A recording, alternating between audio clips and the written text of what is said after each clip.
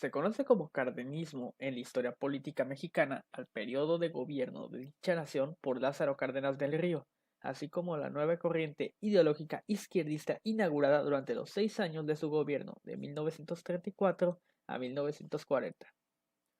El cardenismo fue un gobierno del Partido Nacional Revolucionario PRM, antecesor del Partido de la Revolución Mexicana y también del Partido Revolucionario Institucional o el PRI. Este último fue célebre por medidas populares de atención a los sectores campesinos y por la nacionalización de la industria petrolera mexicana, así como el acogimiento de numerosos exiliados españoles que huían de la guerra civil contra Franco. Contexto histórico del cardenismo. En 1911 terminó el régimen dictatorial conocido como el Porfiriato y se dio lugar a una serie de insurrecciones populares. Estas derivaron a lo largo de 10 años en una guerra civil, conocida hasta hoy como la Revolución Mexicana. Este conflicto nacional fue tan importante que cambió radicalmente el país para siempre, que este periodo culminó con la redacción de la Proclamación de la Constitución Mexicana de 1917 y la presidencia de Plutarco Elías Calles en 1924. Sumando a esto se encuentra la Gran Depresión, que dejó aún más devastada la frágil sociedad mexicana. Principales reformas políticas. Fueron múltiples los cambios que el cardenismo pretendió realizar con el fin de mejorar la situación del país y recuperar la estabilidad sociopolítica. La primera de ellas se vincula a una profunda reforma a nivel agrario, en la que se buscó repartir los terrenos entre trabajadores y campesinos y reducir el poder de los grandes latifundistas. Surgieron políticas de tipo educativo para mejorar la educación de las clases trabajadoras, pretendiendo así ofrecer una formación de orientación progresiva y socialista con la que también pretendía reducir el fanatismo religioso, así como a su vez también formar a profesionales cualificados. A su vez, introdujo la educación gratuita, laica y obligatoria hasta los 15.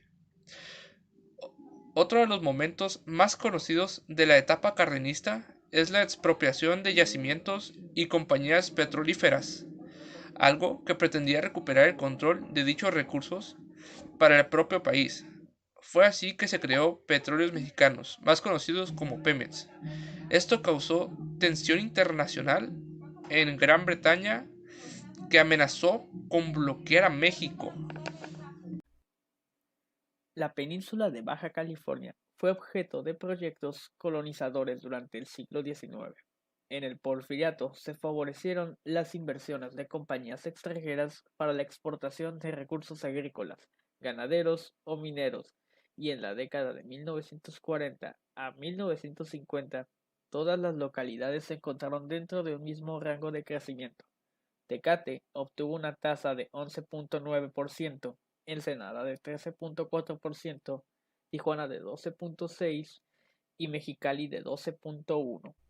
Para el sexenio de Lázaro Cárdenas, uno de los requisitos para la conversión de territorio a estado era alcanzar la cantidad de 80,000 habitantes, según la constitución estipulada en 1917, lo cual Baja California para ese punto no lo conseguía, lo logró hasta 1950. Era preciso que los territorios de Baja California Sur y Norte fortalecieran su poblamiento y quedaran integrados al país y salvaguardaran las fronteras territoriales.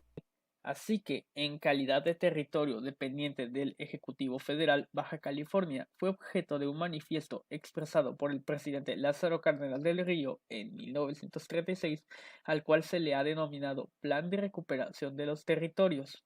A grandes rasgos, en dicho documento se advierte que la Constitución que constituían un problema en tanto permanecieran aislados debido a su situación geográfica y expuestos a las ambiciones que despertaban sus recursos naturales de otros países. Las acciones concretas se tradujeron en el reparto de las tierras en la entidad como una medida que Cárdenas aplicó al país en general. En Mexicali se entregó entre 1935 y 1940 la cantidad de casi 400,000 hectáreas, y en Ensenada alrededor de 200.000 hectáreas. Entre 1937 y 1945 ya se habían repartido el 80%, el 85% del país.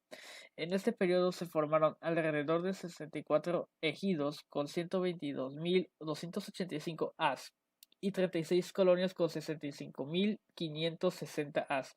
La cantidad de hectáreas repartidas variaban en tanto se tratara de ejidatarios o de colonos, es decir, a los ejidatarios se les entregaba 20 as de riego como mínimo a cada uno y a los colonos se les fueron otorgadas extensiones de 40 y 100 hectáreas. En la década de los años 40, en Mexicali se repartieron alrededor de 442.481 as, alrededor de 14.980 beneficiarios, lo cual casi doblaba el número de personas favorecidas, aunque el número de hectáreas fue 6 veces más grande. En Ensenada, por su parte, fueron repartidas alrededor de 239.890 hectáreas a aproximadamente 735 personas, con derecho a dotación en 11 ejidos. Todo esto produjo una migración masiva que duplicó la cantidad de habitantes en Baja California. Para mexicanizar los territorios en Baja California.